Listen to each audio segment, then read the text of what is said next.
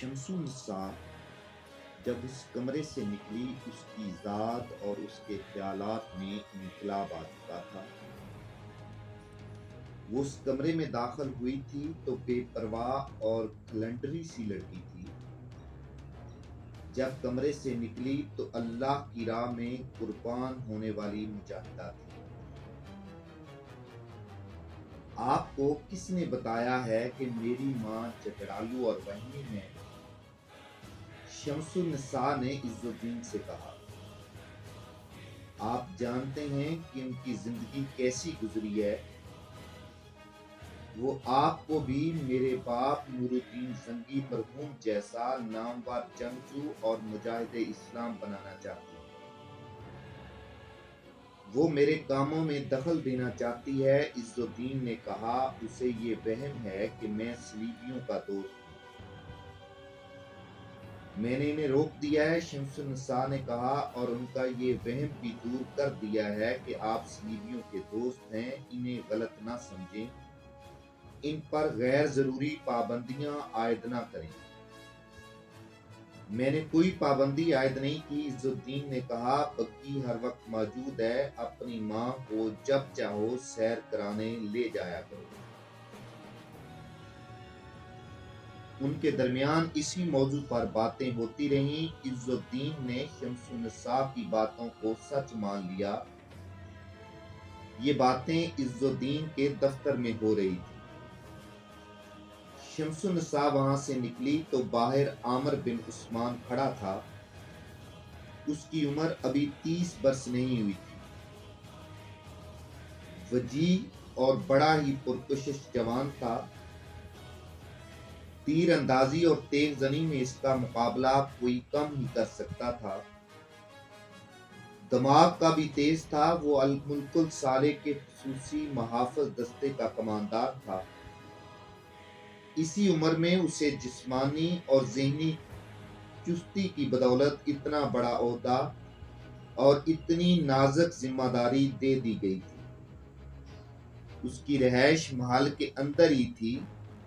تھوڑے ہی عرصے سے وہ شمس النساء میں دلچسپی لینے لگا تھا۔ شمس النساء کو پہلے ہی وہ اچھا لگتا تھا۔ اس لڑکی میں کھلنڈرا پن سا تھا۔ اسے باپ کی عظمت اور عزم سے کسی نے کبھی آگاہ نہیں کیا تھا۔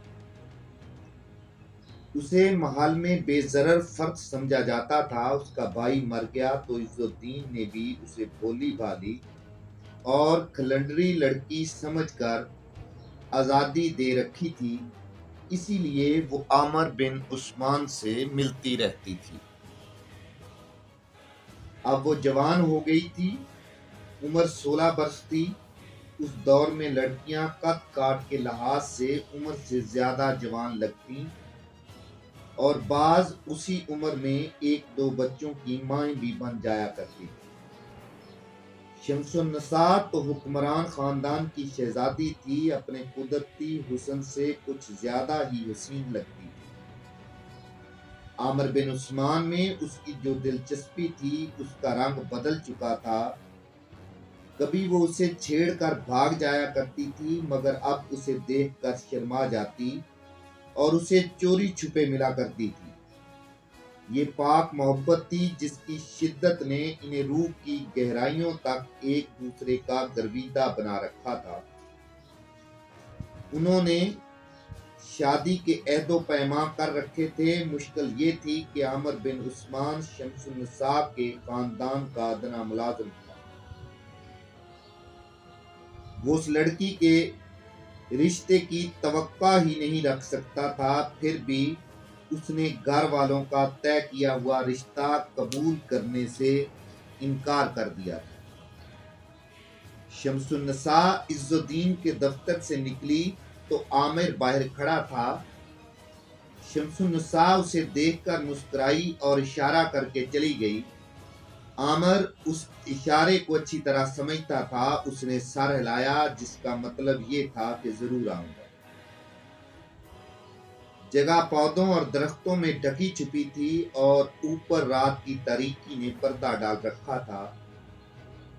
عامر بن عثمان اور شمس النساء محل کی رونق اور گہما گہمی سے بے نیاز اس جگہ بیٹھے ہوئے تھے۔ ان کے پرشباب جذبات پر والہانہ محبت کا نشہ طاری تھا۔ میں آج اپنی ماں سے ملی ہوں، شمس النساء نے بتایا، اور اب انہی کے ساتھ رہا کروں گی۔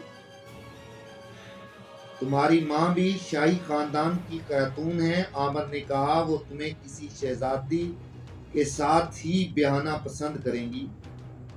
نہیں، شمس النساء نے کہا، وہ شاہی خاندان کی ضرور ہیں، لیکن اس خیمے میں رہنا پسند کرتی ہیں جو محاذ کے بالکل قریب ہو۔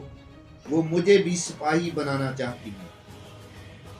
کیا یہ امید رکھی جا سکتی ہے کہ تم ان سے میرے متعلق بات کرو اور وہ مان جائیں؟ عامر نے پوچھا۔ اگر میں ان کی وہ امیدیں پوری کر دوں جو انہوں نے میرے ساتھ وابستہ کر دی ہیں تو میں ان سے اپنی ہر خواہش منوا سکتی ہوں۔ شمس النساء نے جواب دیا، تمہیں بھی ان کی امیدیں پوری کرنی ہوں گی۔